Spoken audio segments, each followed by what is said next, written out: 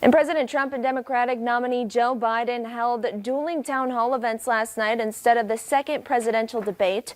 That debate was canceled after President Trump's coronavirus diagnosis.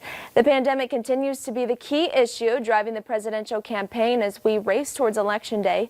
Deborah Alfarone has more details from the White House. President Trump will focus on senior citizens during a campaign event in Florida this afternoon. People with masks are catching it all the time. Last night, President Trump defended his coronavirus response, an important issue to seniors, during an NBC News town hall. We're at 210,000 people. One person is too much. It should have never happened because of China. It happened because of China. Democratic nominee Joe Biden will also talk about health care during a stop in Michigan this afternoon. Biden participated in an ABC News town hall last night where he criticized the president's leadership on the pandemic. When a president doesn't wear a mask or makes fun of folks like me when I was wearing a mask for a long time, then, people say, well, it mustn't be that important.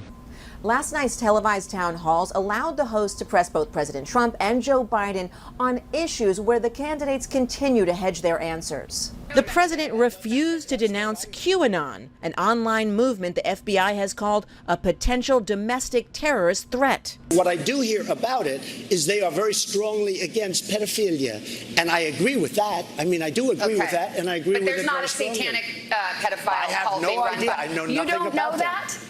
Okay. No, I don't know you that. Just this neither week. do you know that. Okay. Biden was pushed to give an answer on whether he'll try to add more justices to the Supreme Court in response to Judge Amy Coney Barrett's nomination. You'll come out with a clear position before Election Day. Yes, depending on how they handle this. Biden holds an edge in a majority of key battleground states with 2.5 weeks to go before Election Day.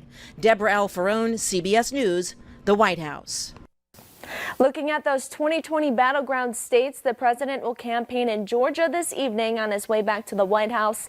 It's a state that he won in 2016, but now he holds a 1-point lead, according to a recent poll. And a Hennepin County judge denied a state motion to block public access to body camera video of George Floyd's previous arrest. Earl Gray, the attorney for former Minneapolis police officer Thomas Lane, is seeking to include the video of Floyd's 2019 arrest as a part of Lane's motion to dismiss the charges against him.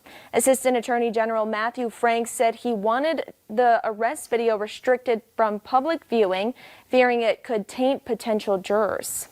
And a new book on the late Supreme Court Justice Ruth Bader Ginsburg will soon hit store shelves. The University of California Press says it will publish some previously unreleased materials from the late Supreme Court Justice. The book, titled Justice Thou Shalt Pursue, A Life's Work Fighting for a More Perfect Union, will be released in March. The book was in production when Ginsburg died last month at the age of 87 and includes manuscripts put together by one of her former clerks. And if you love the smell of bacon cooking in the morning, there's a face mask you may be interested in. We'll tell you how you can get your hands on it next on Valley News Live at 4.